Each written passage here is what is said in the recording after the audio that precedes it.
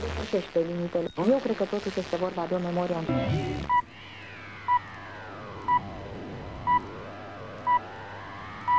Часът е 10, 10 и нещо.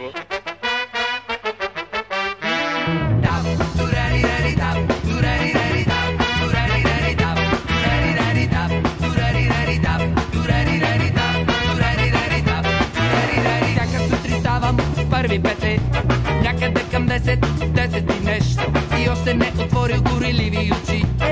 Звънвам на Боби и излизам от къщи. Сядаме в джаза, изтрепят сърцата, поручвам кафете и проклинам съдбата.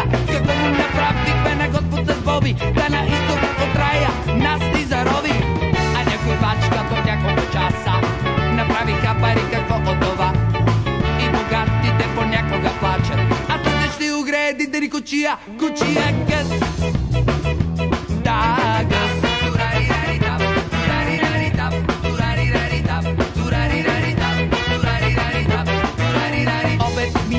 Минават колите, по масата пазят бавно две-три мухи.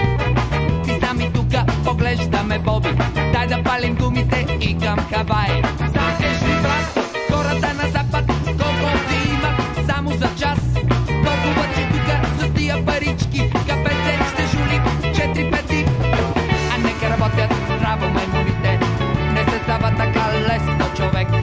А ние с Боби работим над себе си, над себе си и пием кафе. Да, кафе. А ние с Боби двамата пием кафе. А ние с Боби двамата пием кафе. А ние с Боби двамата пием кафе. И други хора също пият кафе, кафе, кафе, кафе, кафе, кафе, кафе, кафе, кафе, кафе, кафе, кафе, кафе,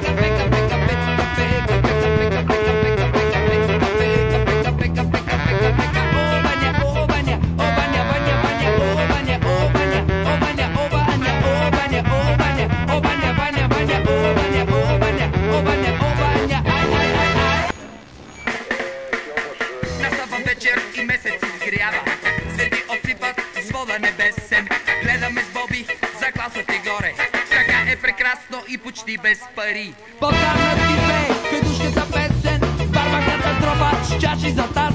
Колко му трябва на човека бе Боби, небето, звездите и чашка кафе. А ето ги другите връщат се от работа, за филма бързат, спират ръка. Денят им завършва с първа програма, а живота е миг във вечността. Във вечността. А ние с Боби двамата пием кафе. А ние с Боби двамата пием кафе. А ние с Боби двамата пием кафе. И други